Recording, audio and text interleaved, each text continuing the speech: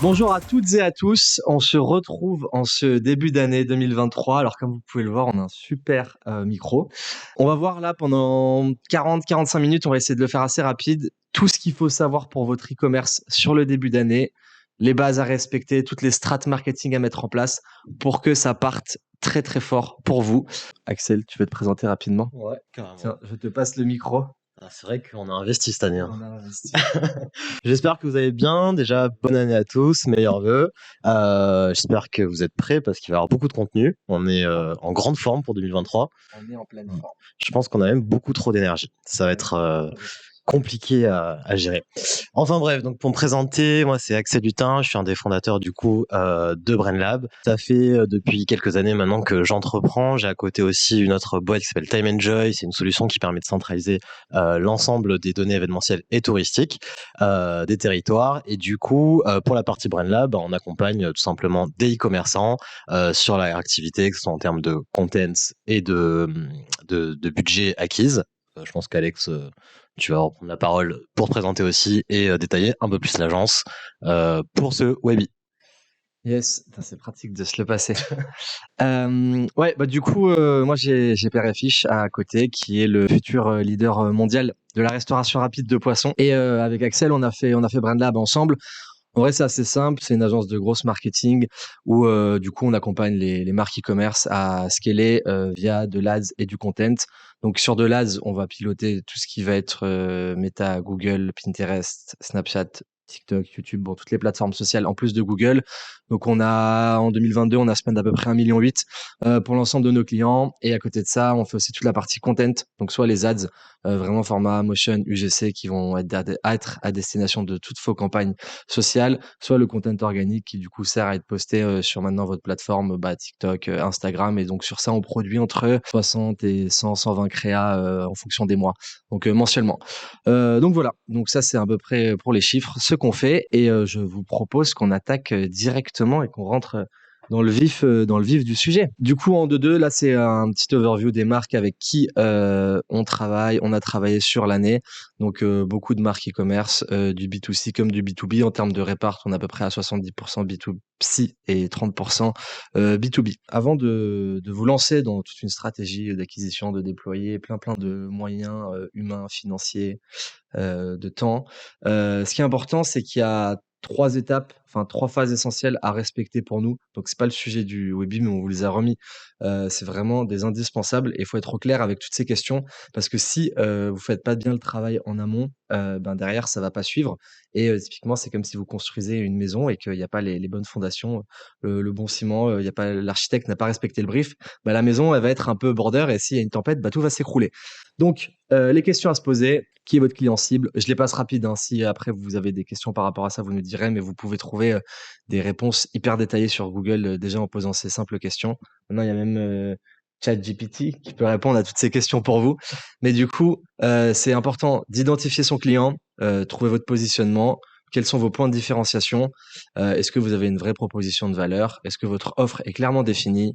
Du coup, est-ce que derrière, il en découle un product market fit? Et est-ce que vous avez une histoire à raconter? Donc ça, c'est vraiment la base de la base. On se pose, on réécrit tout ça si c'est pas clair.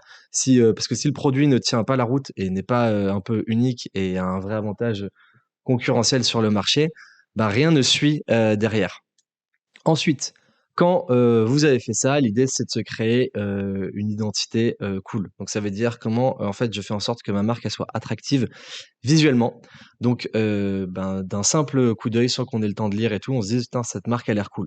Donc ça passe par le logo, la charte graphique, comment on crée et on raconte toute votre histoire parce que une marque faut raconte une histoire. Plus on raconte une histoire, plus on va être dans l'émotionnel, plus ça va être plus en fait ça va être impactant pour les utilisateurs et plus ils vont s'attacher du coup à vous, à votre marque, à votre histoire. Donc c'est comment on crée tout un univers visuel très cool par rapport à ça. Et en fait, une fois qu'on a ces deux piliers, toute son histoire, ses bases, son identité visuelle, comment on retranscrit ça sur un site internet qui soit fonctionnel, optimisé, joli, des parcours d'achat fluides.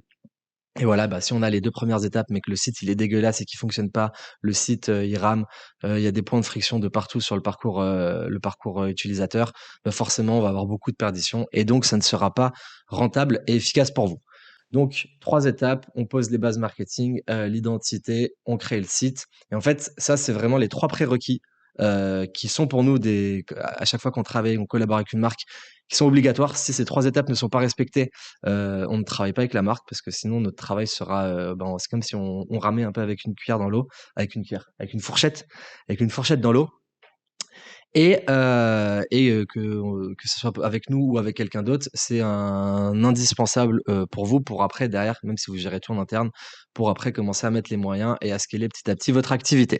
Donc voilà, étape 1, 2, 3, et ensuite, let's go, on intervient. Bah, du coup, par rapport à ce que Alex a dit, c'est vrai que c'est super important. Il faut bien se mettre en tête que la publicité est une façon, entre guillemets, de faire fonctionner un produit qui fonctionne déjà. Donc, d'avoir un peu ce product market fit, mais c'est pas magique. C'est-à-dire que si vous n'avez pas tous ces prérequis, ça va être compliqué. Et puis même, S'il n'y a pas tous ces prérequis, petit poulpe. ah oui, c'est vrai qu'on a oublié d'introduire ces 2 petits personnages qui vont faire en sorte Que tout le monde soit content. voilà. Et si vous appliquez pas ce qu'on raconte, Petit poulpe pas content. Une fois qu'on a validé les 3 étapes, petit poulpe content et on passe à la suite.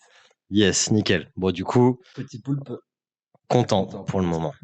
parce que tout a été respecté. Ouais. Et du coup, par rapport à, un peu ces prérequis-là, c'est vrai qu'il faut que vous ayez une direction, c'est-à-dire de définir des objectifs qui sont clairs, qui vont permettre justement de définir, en découler la stratégie d'acquisition qu'on va voir juste après.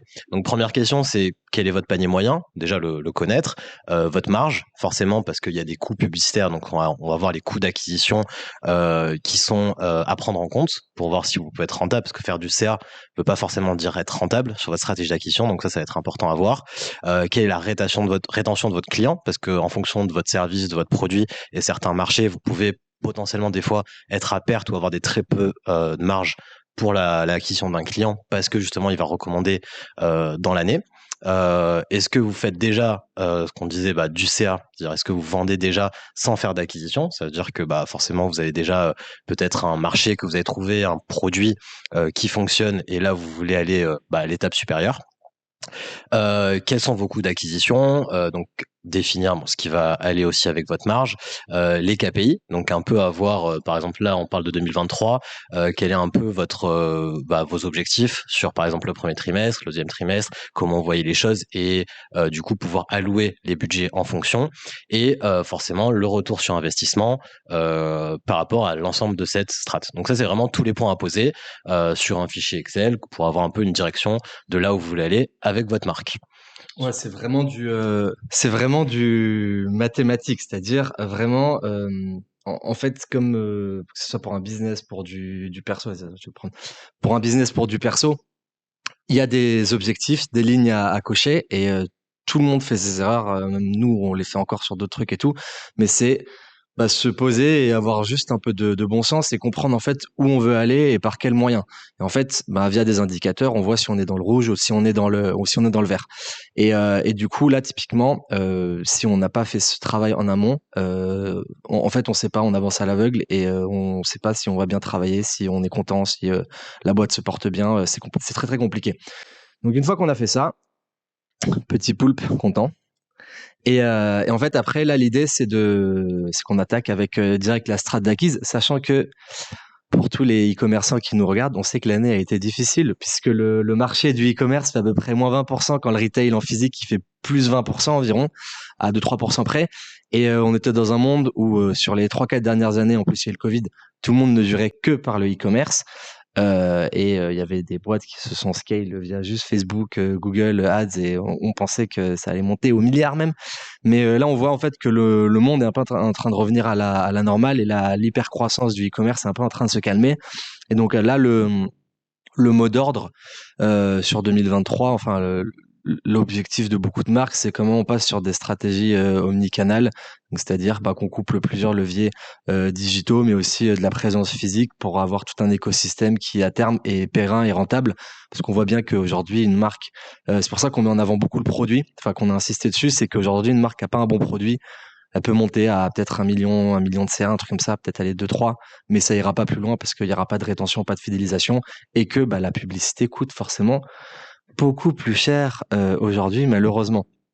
Donc là, on va parler des lignes principales Facebook, enfin Meta, Google, comment créer des ads qui fonctionnent, les stratégies de contenu qui sont une grosse opportunité en 2023 et un peu d'influence et une petite brique fidélisation et TikTok bien évidemment.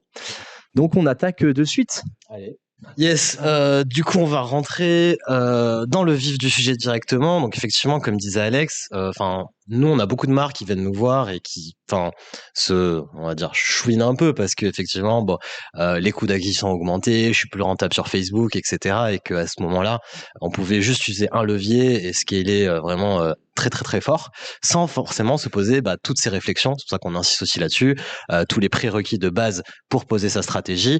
Et aujourd'hui, on voit que tout ce qui est l'identité de la marque compte, le product market fit énormément encore plus, et la manière dont vous allez découler votre stratégie d'acquisition, qu'elle soit omnicanal, comment vous allez retenir les gens, justement sur toute la fin de votre entonnoir. Et au final, j'ai envie de dire, c'est pas plus mal parce que forcément les coûts d'acquisition ont augmenté, donc forcément ça a réduit un peu forcément le marché. Mais de l'autre côté, on voit de nouvelles marques ou des marques qui existaient déjà sortir vraiment leur épingle du jeu parce que elles ont pensé en fait toute cette partie-là, c'est-à-dire tous les leviers d'acquisition, comment ils créent en fait des messages cohérents tout le long du parcours utilisateur. Et ça, aujourd'hui, on le voit que c'est super important. Et les marques qui arrivent à le faire, aujourd'hui, peuvent atteindre des très bons scores. Et je pense que sur 2023, on va avoir encore plus de marques comme ça sortir, du coup, se différencier par rapport au marché.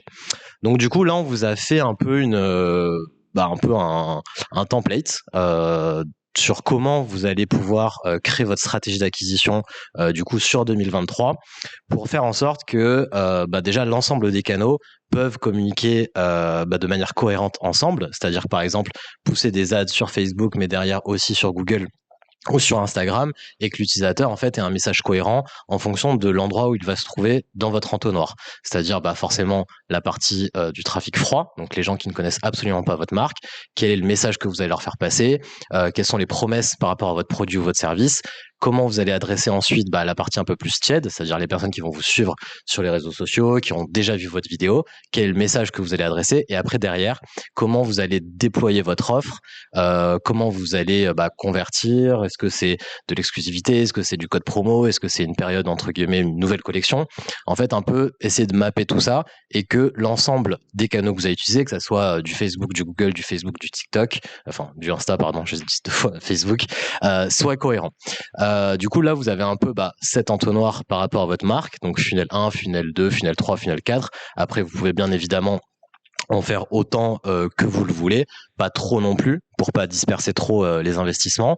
Et ensuite, vous allez pouvoir reprendre un peu cette trame justement pour créer l'ensemble de votre entonnoir avec les canaux de trafic que vous voyez justement à gauche de ce template.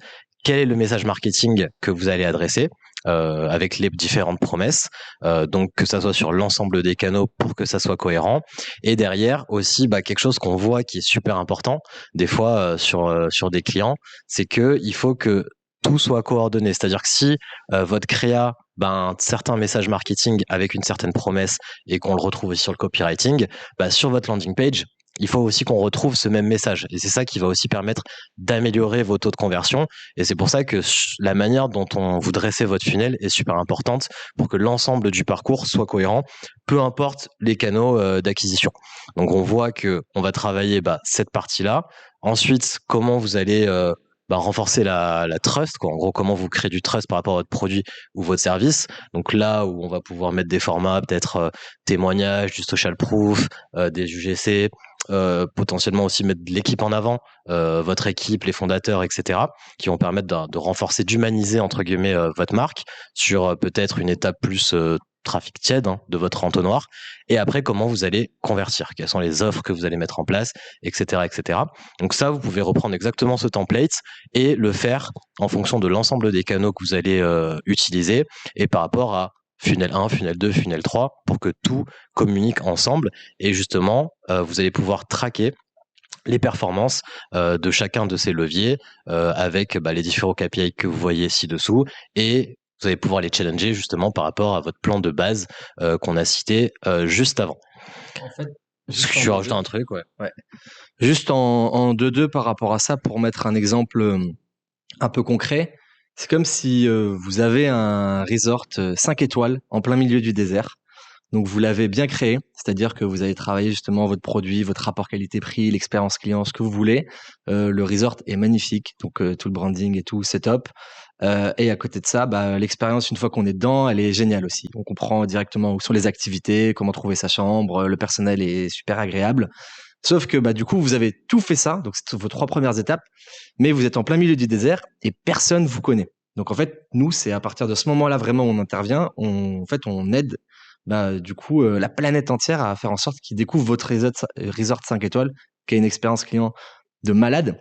Et en fait, on va définir justement, comme Axel le dit, avec les funnels des offres différentes, c'est-à-dire bah, quelle cible déjà on va aller taper. Est-ce que ça va être les familles? Est-ce que ça va être les jeunes de trentenaires qui veulent partir en vacances? Et en fait, par rapport à ça, par rapport à ces cibles, on va aller identifier quelles sont les problématiques, les points de douleur de chacun et du coup définir des messages spécifiques. Et en gros, en fait, après, ben, si on part sur la cible famille, bah, il y a la cible famille, donc les froids, tièdes et chauds. Et forcément, les familles qui n'ont jamais entendu parler de notre super resort, ben, on s'adresse pas à eux de la même façon que ceux qui sont déjà allés sur notre site internet, qui ont visité, qui étaient à deux doigts de faire un achat, mais qui l'ont pas encore fait. Donc en fait, l'idée, c'est que par rapport à ça, ben, on adresse tout simplement le bon message à la bonne personne au bon moment, de façon à avoir le plus de taux de conversion possible. Et en fait, une fois qu'on a toutes ces structures qui sont en place, ben là, c'est vraiment ce qu'Axel expliquait juste avant, quels sont les KPI, donc les objectifs cibles, comment on est par rapport à ça, est-ce qu'on est en dessous du coût cible ou au-dessus, et du coup, bah, si on est en dessous, ben, on est bien, on continue, on augmente les dépenses, si on est au-dessus, bah, comment on réajuste le tir de façon à rentrer ben, dans nos objectifs. Et petit à petit, ben, les clients viennent dans votre resort et ils s'amusent bien et ils ont une très très bonne expérience. C'est pour ça que l'expérience c'est indispensable parce que si les clients ont une bonne expérience, bah derrière ils reviendront dans le resort. Tandis que si l'expérience est pourrie, bah vous allez les perdre et ils vont être tristes et vous aussi. C'est dommage. Et c'est dommage. Petit chat. Et du coup, petit chat, pas content. Bah, du coup, on va passer à la structuration. Enfin, en gros, là, c'était un peu la partie théorique. Maintenant, je pense que ce serait cool de passer bah, au concret, c'est-à-dire comment on va venir structurer cet entonnoir. Parce qu'effectivement, bah, avoir aussi cette structure, ça vous permet, enfin, Alex l'a dit, mais d'avoir une certaine itération sur l'ensemble de vos entonnoirs, qui est super important. Parce que si vous arrivez à rentrer un peu dans cette psychologie et de comprendre quelles sont les objections à chaque partie de cet entonnoir, donc tofu, mofu, bofu, qu'est-ce qui a fait que cette personne est venue sur le site mais n'a pas converti, pour lui adresser justement en deuxième étape un message sur le trafic tiède par exemple. Donc là, on vous a fait typiquement, c'est pour les campagnes méta, donc Facebook et Insta, comment vous allez structurer votre entonnoir. Donc la première partie, c'est forcément toutes les personnes qui ne vous connaissent pas, ce qu'on appelle le top of the funnel, tofu, qui n'ont jamais entendu parler de votre marque. Et du coup, là, vous allez devoir adresser un message spécifique, forcément, bah, par rapport à leurs besoins, par rapport aux problèmes que vous résolvez avec votre service ou avec votre produit, et après, comment vous allez le distribuer. Donc, généralement, bon, on peut faire un petit passage sur ça, mais c'est vrai que pendant des années, c'était un peu la mode de bah, surcibler sur les campagnes publicitaires méta, donc vraiment par rapport bah, à la démographie, à l'âge, aux revenus, etc. Aujourd'hui, on voit que honnêtement, les algos sont tellement puissants, ils comprennent les intentions d'achat de votre cible. Et aujourd'hui, bah, sur la partie trafic froid, nous, ce qu'on recommande aux marques, c'est d'avoir un trafic qui est très large, donc très broad, en gros. Et des fois, on a des campagnes qui tombent très bien, même genre sans aucun ciblage, quoi.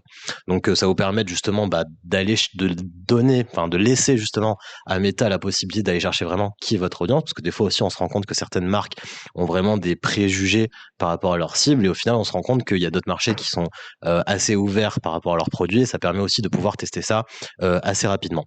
La deuxième partie de votre entonnoir, ce qu'on appelle MOFU, Middle of the Funnel, on va mettre toutes les parties, enfin tous les gens qui ont, comme je disais tout à l'heure, déjà vu vos vidéos, qui sont connectés à vous sur les réseaux sociaux, donc les interactions sur les pages Facebook, like, commentaires, etc. 365 jours. Pareil sur votre page Instagram. Toutes les vidéos vues, 75%, donc les personnes qui ont déjà vu votre vidéo. Les vidéos que vous postez, les vidéos que vous poussez en ad aussi sur le trafic froid. Vos visiteurs 30 à 180 jours, donc c'est-à-dire les personnes qui sont allées sur votre site internet mais qui n'ont pas effectué d'action. Et on va bien entendu exclure bah, l'audience chaude pour qu'on puisse adresser un message différent sur la dernière partie du funnel, qui est Bofu, où là, on va structurer, souvent nous, on fait sur deux ad-groupes différents, donc les visiteurs 30 jours et les ajouts panier 30 jours, avec justement un message qui est souvent un peu plus pushy. Ça peut être un code promo, par exemple, qui va inciter les personnes à convertir tout en bas de votre entonnoir, avec une exclusion d'achat à 180 jours pour ces audiences-là. Et la dernière, qui est la partie réengagement, donc là, où on va travailler principalement la fidélité. Donc plus on va descendre dans l'entonnoir, plus forcément on va avoir des scores intéressants. Et du coup, bah, c'est une campagne que vous allez mettre en place pour les personnes qui ont déjà acheté chez vous. Et du coup, vous allez potentiellement proposer, bah, je sais pas, un produit complémentaire ou enfin une autre collection. Si vous faites tout ça, petit poulpe Content. Si vous faites tout ça, petit poulpe content. Et du coup, maintenant, on va passer, bah, honnêtement, à ce qu'on pense qui est le plus important, c'est comment vous allez travailler vos créas sur la partie social ad, qui est peut-être 70 à 80% aujourd'hui des performances publicitaires. Et du coup, je vais repasser le micro à Alex, qui va vous présenter tout ça. Comme Axel il l'explique, aujourd'hui quand tu fais de la pub en social, quelle que soit la plateforme, tu as franchement 80% de tes résultats qui va dépendre de ta créa. Donc la structuration de la créa maintenant, je pense que tout le monde commence à la connaître. Ton hook, donc c'est-à-dire ton accroche, ton corps de texte et derrière ton call to action qui du coup incite les gens à passer à l'action. J'insiste sur le fait que ta publicité n'est pas là pour vendre l'entièreté de ton produit, mais elle est là pour inciter les gens à faire ils cliquent sur le produit, enfin sur la pub, pour que derrière ils arrivent sur ta page produit et c'est ta page produit qui du coup va dérouler tout l'argumentaire de vente. Donc l'objectif numéro 1 de ta publicité, c'est vraiment que les gens y cliquent dessus. Et donc en fait par rapport à ça, on vous a mis des exemples. Du coup, sur là une crème contre l'acné. Et du coup, il y a 5 types de hooks différents qu'on peut utiliser. Donc crème contre l'acné, pourquoi? Parce que c'est vraiment un produit problème solution. J'ai de l'acné, j'ai un problème, bah j'en veux plus. La solution c'est la crème. VS des business qui sont un peu plus émotionnels, comme tout ce qui va être retail, luxe, la joaillerie, où là on crée vraiment tout un univers parce qu'en soi, acheter par exemple une boucle d'oreille, c'est pas un problème vital. Donc voilà. Donc les business problème solution, c'est assez facile à résoudre. Il y a les approches, voilà, sur le produit, le problème. On met en avant la solution directement, une question qu'on se pose ou une liste de tous les arguments. Ensuite, par rapport à ça, en fait, nous on a quand on fait de la créa, on a une liste de 10 arguments qui sont juste là, qui sont 5 sur le produit, 5 sur la personne. Et en fait, l'idée c'est de créer des petits rushs sur ces 10 blocs. Donc c'est-à-dire un petit rush introduction, un petit rush bénéfice, un petit rush sur une situation d'échec. En fait, quand on a ces 10 rushs qui sont créés, ça fait qu'on a 10 rushs. Bah, si on les module tous les uns avec les autres, on peut créer plein de combinaisons différentes pour les publicités. En fait, faire de l'itération, c'est-à-dire voir ce qui fonctionne le mieux. Donc, typiquement, on peut commencer la vidéo via du storytelling, on peut commencer la vidéo via la mise en avant d'un bénéfice, on peut commencer la vidéo via une situation d'échec, une personne qui est dégoûtée d'avoir ses problèmes d'acné. Et en fait, par rapport à ça, bah, en fonction de comment on commence la vidéo, on a un corps de texte qui va être différent et un call to action qui sera différent à la fin. Et en fait, l'idée, c'est vraiment d'avoir cette production un peu par bloc, de façon à moduler tous les trucs les uns avec les autres pour, au final, pour très peu de temps travaillé et très peu d'argent investi, avoir une grosse flexibilité sur son travail créatif et pouvoir tester plein de choses. Hop. Et donc, en fait, quand on a ces 10 blocs qui ont été créés, après, ben, vous voyez là, on a un bloc qui va se mettre dans le hook, 4 blocs qui vont dans le texte, donc 3 ou 4 blocs, et un hook et un bloc qui va dans le call to action. Et donc en fait l'idée c'est voilà, on a nos nos rushs de 1 à 10. Est-ce qu'on commence par le 2 puis après on met 6, 8, 9, 1, 3.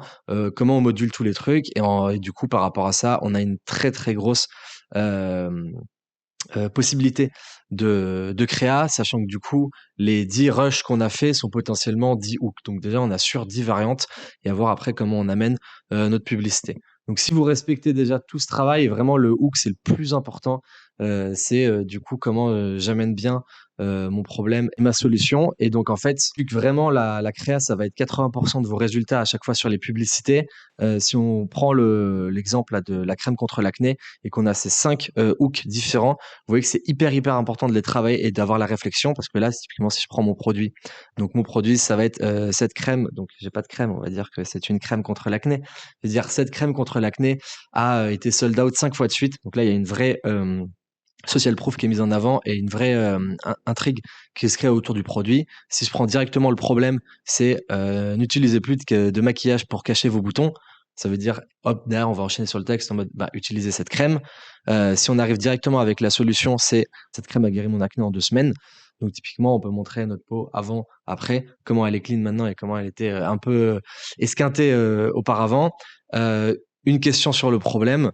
Vous en avez marre de vos boutons et après un listing de tous les arguments de vente de la crème. Et en fait, là, on a directement 5 accroches hyper puissantes qui vont faire que du coup, il y a une vraie intrigue qui se crée autour du produit. Et en fait, on va typiquement voir quel créa fonctionne, quel créa fonctionne pas. Et puis après, l'idée, c'est d'accentuer sur ce qui fonctionne. Si on passe à Google maintenant. Alors, du coup, maintenant qu'on a vu bien Meta en détail par rapport à Créa, à comment on va orchestrer, structurer son compte, etc. Maintenant, on va parler un peu de Google, parce que c'est vrai qu'il y a eu beaucoup de nouveautés en 2022. Il y a beaucoup de choses qui arrivent en 2023. C'est vrai que la manière de gérer des Google Ads change un peu. Et c'est vrai que je suis encore surpris. Il y a beaucoup de marques qui viennent et qui demandent est-ce que c'est bien, enfin, est-ce que c'est mieux si je fais du Facebook ou du Google? La réponse est bien évidemment les deux, parce qu'en fait, elles vont s'auto-alimenter ensemble.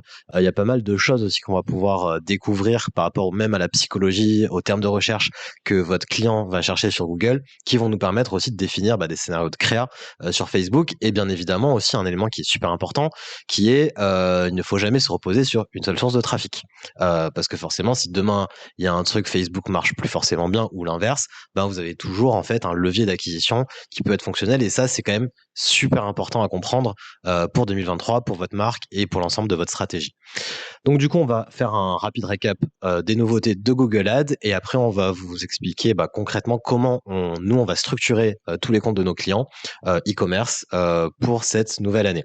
Donc du coup, la grosse nouveauté qui je trouve incroyable de Google, sortie en novembre, c'est My Ad Center, qui est un peu la bibliothèque Facebook de Facebook que tout le monde connaît, mais cette fois-ci pour Google, parce qu'il y a eu beaucoup, de soucis par rapport à la transparence des publicités, RGPD, etc. Donc du coup, maintenant, quand vous allez taper un mot-clé, vous trouvez des annonces, vous allez pouvoir aller checker, espionner toutes les annonces, toutes les publicités de vos concurrents, de vos marchés, des acteurs en fait qui vont faire du Google Ads, ce qui vous permet de savoir quel angle ils prennent par rapport à leurs produits, à leurs services, quelles sont les différentes copies, quels sont les copywriting qu'ils utilisent. Enfin, je trouve ça assez exceptionnel comme nouveauté, du coup qui aide particulièrement.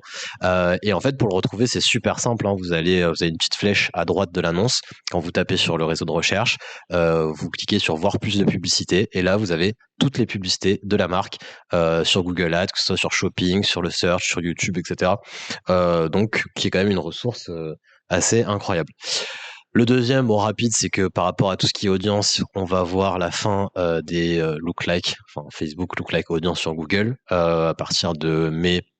Je crois que c'est difficilement coupé à partir de juillet-août.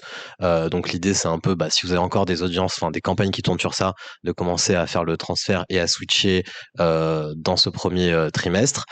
Les noms et logos aussi sur les annonces. On a vu donc en troisième nouveauté qui est assez intéressant puisque c'est vrai que sur Google, ce qui était reproché notamment sur le search, c'était qu'on pouvait pas avoir un aspect branding pour les marques, forcément, puisqu'il y avait que le titre de l'annonce, etc.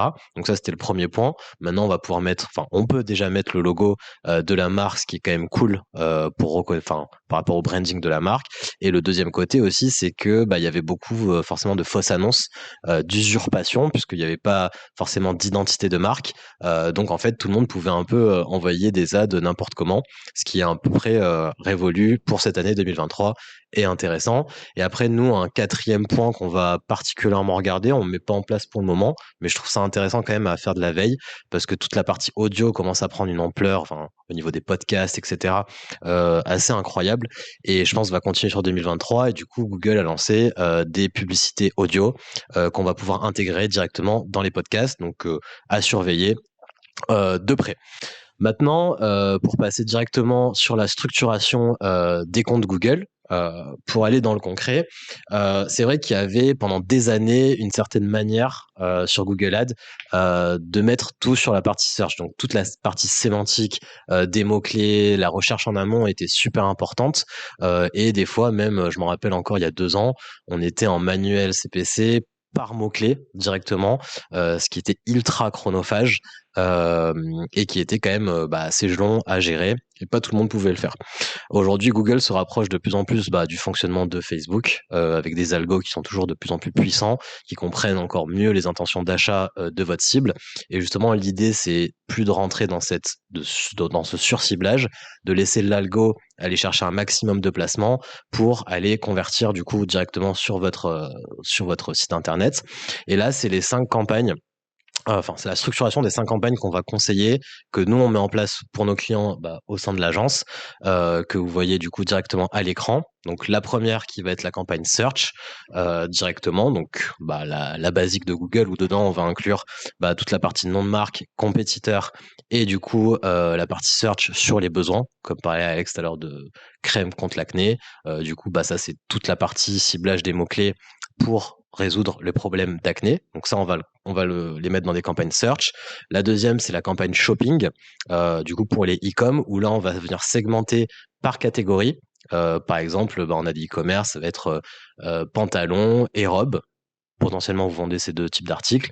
Du coup, on va lancer des campagnes shopping sur ces 2 types de catégories pour voir celles qui vont celles qui vont performer, pardon. Et dès qu'on a une catégorie qui va performer, en fait, on va venir les ajouter dans des différentes parties de la campagne PerfMax, qui est une grande nouveauté aussi Google 2022 et qui est juste, je trouve, incroyable. Enfin, nous, honnêtement, ça fait partie des campagnes les plus rentables pour les clients sur 2022, qui permet justement d'aller chercher l'ensemble des emplacements Google, à la fois du search, du display, du YouTube, du shopping, du local, du Gmail, et qui va aller chercher justement les clients qui ont des intentions d'achat par rapport à votre produit sur le placement où ils se trouvent à ce moment T. Donc ça, c'est quand même assez cool parce que forcément, ça automatise pas mal de choses.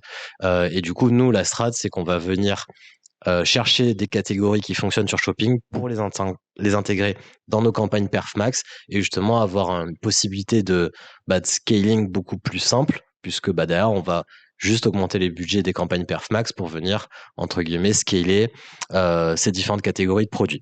Et après, on va utiliser dans certains cas, ce qui peut être intéressant, les campagnes display et YouTube, mais plus pour du branding en soit de la marque, ou bien par exemple ça peut être des lancements de nouvelles collections. Typiquement, on a un client qui lance une nouvelle collection, on va potentiellement utiliser ces réseaux-là pour aller diffuser. Donc sur les parties display, ce qui est intéressant, c'est d'aller cibler des sites internet qui sont en accord avec votre marché. Et YouTube, ça peut être des chaînes, des influenceurs que votre marché suit, et du coup, ça va vous permettre de créer entre guillemets une certaine forme de sensibilité sur une nouvelle collection pour derrière après les intégrer sur la partie search, shopping, perfmax sur de la conversion. Du coup, voilà, ça c'est les 5 grandes typologies de campagne. Et au niveau de la structuration, donc encore une fois, faut pas être bête. Là, on va vous proposer une répartition de budget qui est pour nous la plus cohérente. Après, en fonction de votre marché, de votre industrie, si vous êtes en Europe, aux US, dans le monde, ou bien du prix du produit et surtout de votre budget, forcément, les pourcentages de répartition vont changer. Typiquement, si vous avez un faible budget, je vais pas vous conseiller de mettre 10% sur des campagnes display YouTube, en gros. Et principalement, rester sur de la conversion. Donc, ça va dépendre. Mais grosso modo, ça va être ça. Donc, 30% sur la partie search, avec nom de marque, besoin et concurrents. 20% sur les campagnes shopping. 30% sur les campagnes performance max et 10% sur display YouTube et 10% sur les campagnes retargeting, tout confondu. Voilà, donc je pense que c'était l'essentiel sur la partie Google. J'ai essayé d'être assez concret. Alors maintenant qu'on a vu bien en détail les nouvelles stratégies sur la partie Meta et Google Ads avec toutes les nouveautés, maintenant on va passer sur toute la partie fidélisation. Donc comment on va faire pour que votre client il reste dans votre entonnoir, il rachète des nouveaux produits et on va augmenter forcément toute la partie lifetime value.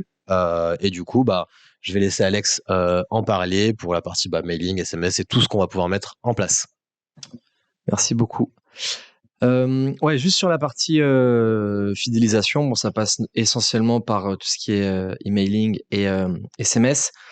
Nous, chez BrainLab, c'est pas quelque chose qu'on fait. Maintenant, quand vous lancez de l'acquisition, que vous dépensez de l'argent pour acquérir des nouveaux clients, Pareil, c'est indispensable de le mettre en place.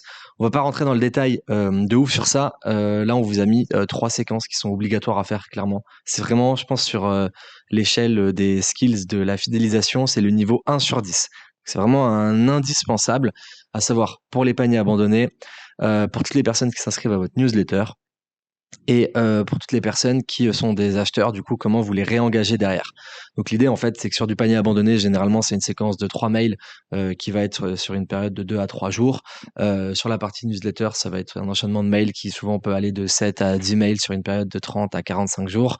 Et sur les acheteurs, c'est est-ce qu'au bout de 2 semaines, 1 mois, en fonction des produits que vous avez, vous commencez à envoyer un mail automatique à vos clients en mode hey, ça va, comment se passe ton expérience en fait utilisateur, est-ce que ton produit est-ce que notre produit ou notre service te plaît, est-ce que derrière vous lui demandez un avis parce qu'il adore votre produit, en échange je sais rien d'une réduction, est-ce que 1 mois 2 mois après, si vous avez une récurrence assez régulière, vous envoyez, si vous vendez des fringues par exemple, au bout de 2 mois vous pouvez envoyer un message en mode automatique en mode hey, salut, tu nous manques, code de réduction si t'achètes chez nous. Bon, bien évidemment, c'est l'objet du message, hein, vous le dites pas comme ça. Donc voilà, l'idée en fait, c'est de maximiser en fait toutes ces stratégies mailing et ces efforts de copywriting pour en fait créer encore une fois des bases solides qui font que plus vous alimentez votre système d'acquisition, plus vous allez récupérer des nouveaux clients, plus ces mails automatiques vont être là pour toucher, fidéliser et sensibiliser cette audience qui va vous rapporter de l'argent derrière. Maintenant, gros sujet, grosse opportunité de 2022 déjà et toujours de 2023, ça va être des stratégies de contenu organique qui sont clairement devenues des leviers d'acquisition et notamment TikTok. Donc, rappel très rapide pour TikTok, environ 1 milliard d'utilisateurs mensuels dans le monde, 20 millions d'utilisateurs mensuels en France, il y a à peu près la moitié de l'audience qui a plus de 18 ans et les temps passés en moyenne sur l'app, ils sont environ à 1 heure. Donc tous les chiffres sont totalement abusés. Donc en fait, en gros, en France, il y a 10 millions d'utilisateurs TikTok qui sont sur le réseau et qui ont plus de 18 ans. Donc ça répond déjà à la question, est-ce que ma marque doit aller sur TikTok? Bien évidemment, oui, sauf si vous voulez passer à côté de 10 millions de personnes en France, soit quasiment 15% de la population française. Sachant que 20 millions, ouais, ça fait un tiers des gens en France qui sont sur TikTok.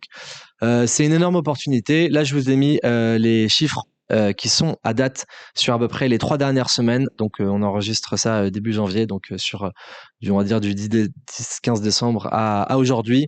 Là, nous, on tourne qu'en organique sur TikTok. J'ai compté, du coup, avec ma petite calculette, combien on avait fait de vues sur les 14-15 dernières vidéos. On est environ à 2 500 000 vues en organique, à des dizaines de milliers de likes, des milliers d'enregistrements, de partages. Ça nous a pris en vrai, si on compte tournage plus montage, je pense 2 jours de travail à temps plein pour faire ça. Donc en fait, vous voyez que quand on maximise sur ces leviers, c'est clairement parce que les clients affluent dans les restaurants. C'est toujours important de regarder le ratio temps passé, argent investi, vs ce que ça rapporte. Et donc là, clairement, quand on fait bien les choses, c'est hyper rentable.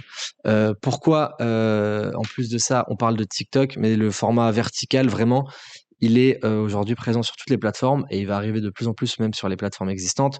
Le format vertical, aujourd'hui, on a les réels sur Instagram, on a YouTube qui a lancé les shorts qui vont bombarder en 2023 pour retrouver un peu leur aura de la création de contenu comme ils pouvaient avoir avant. On a Snapchat qui s'y est mis, on a LinkedIn où les vidéos vont arriver de plus en plus.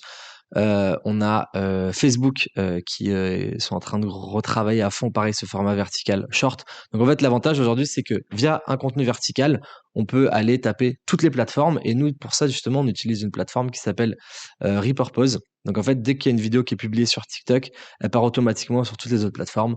Instagram, LinkedIn, Facebook, on a Pinterest même et YouTube. Donc en fait, en gros, l'idée c'est de travailler le moins de temps possible pour aller toucher un maximum de personnes derrière et vraiment créer ce phénomène de tout le monde vous voit partout, c'est à la mode et au bout d'un moment, on veut l'utiliser. Donc, par rapport à ça, en fait, quand vous faites du contenu, c'est assez simple. Faut comprendre comment fonctionne un algorithme. Un algorithme, en fait, c'est comme quand vous étiez en cours et le professeur mettait des bonnes notes aux bons élèves. Donc, l'algorithme, il a des critères et vous voulez tout simplement respecter ces critères. Plus vous respectez ces critères, plus vous avez une bonne note. Plus du coup vous avez une bonne note, plus l'algorithme il est content. Donc par rapport à ça, en fait, Les algorithmes fonctionnent à peu près tous pareil. TikTok, c'est un peu différent parce que il y a plus ce phénomène de, je crée du contenu, enfin, je mets en avant du contenu qui est intéressant en fonction des personnes et plus pour la communauté, donc pour tous vos abonnés. Et du coup, ça va être basé sur trois critères pardon, principaux qui sont les relations que vous avez, donc quels sont les centres d'intérêt que vous avez en commun avec, enfin, que les personnes ont en commun avec votre contenu. L'intérêt, est-ce qu'il y a un réel intérêt du coup à pousser votre contenu? Donc tout simplement, est-ce que votre contenu est intéressant? Puisque les trucs de hashtag, de je poste, de je mets des filtres, c'est vraiment du 2% des résultats par rapport à si votre contenu est intéressant. À chaque fois que vous faites du contenu, il faut juste se demander si votre contenu est intéressant. Et après, du coup, par rapport à la récence, forcément, à chaque fois qu'une nouvelle publication apparaît sur une plateforme, quelle qu'elle soit, l'algorithme, il va la pousser à 1000 personnes. Il va se dire, OK, bon, il y a tant de personnes qui sont intéressées. Si c'est bien, boum, je rajoute à plus de personnes, etc., etc., etc.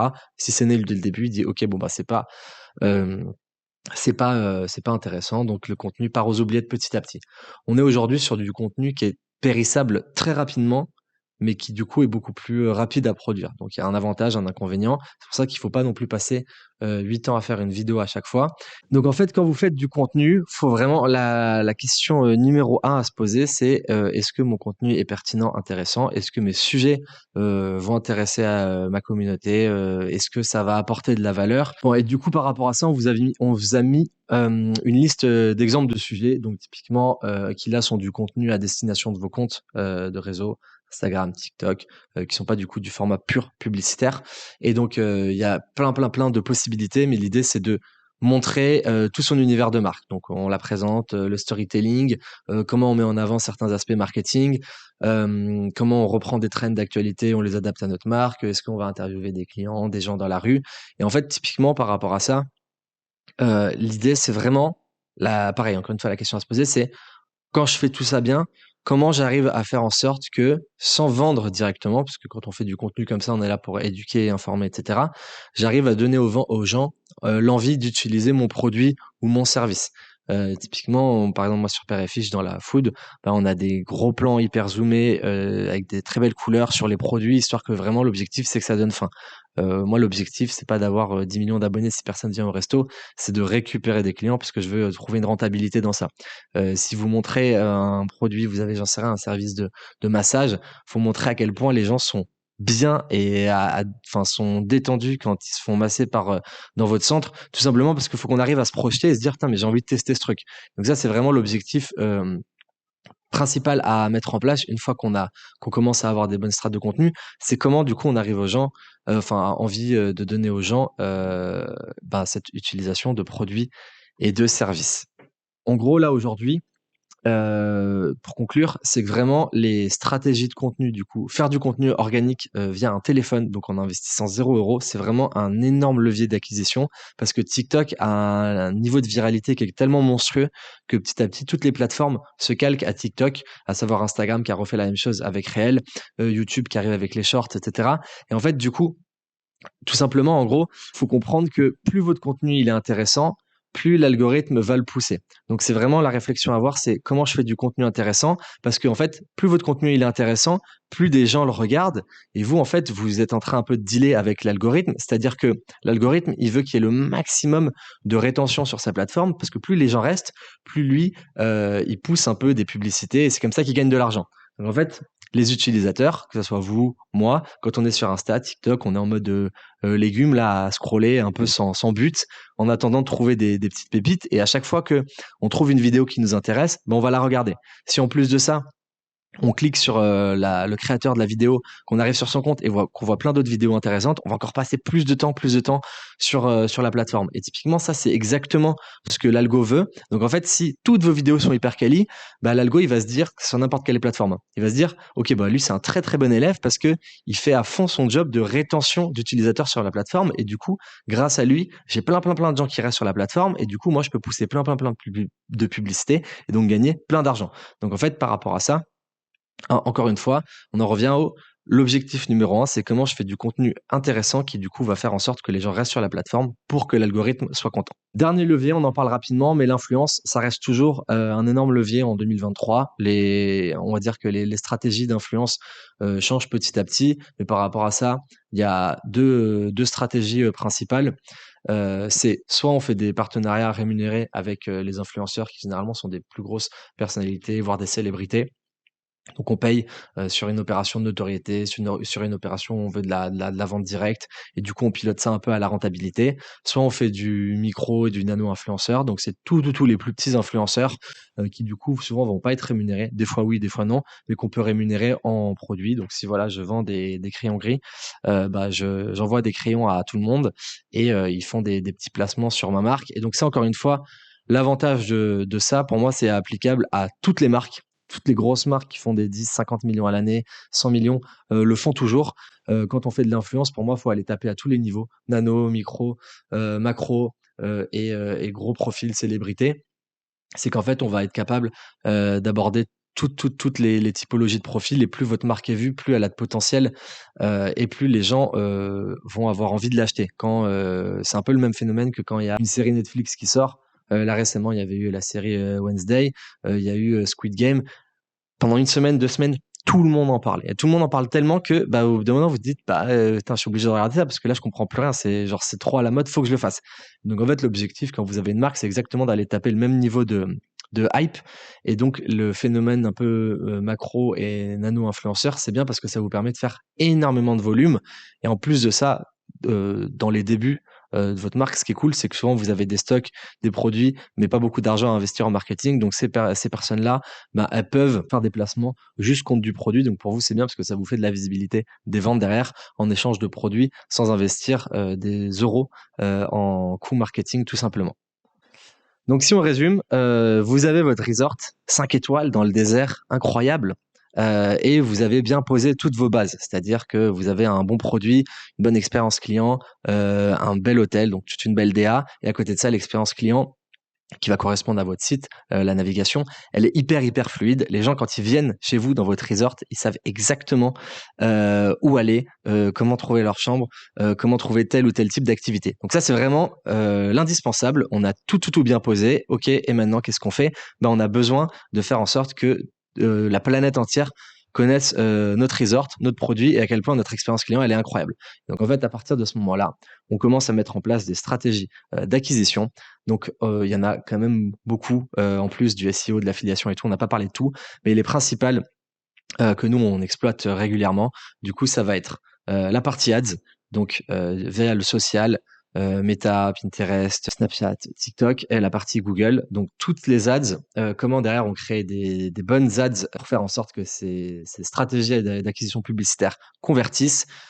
Comment à côté de ça, on met en place une stratégie de contenu qui va montrer à quel point votre marque, elle est incroyable, créer de la proximité, montrer votre marque avec transparence, avec authenticité, pour vraiment créer ce phénomène de communauté et de fidélisation derrière, pour faire en sorte qu'en fait les gens aiment tout simplement votre marque. Et après, à côté de ça, comment on couple ça avec des leviers d'influence pour avoir plein de points de contact qui vont faire que tous ces canaux mis ensemble vont créer vraiment un système vertueux, et en fait une croissance exponentielle petit à petit au fur et à mesure que votre marque avance.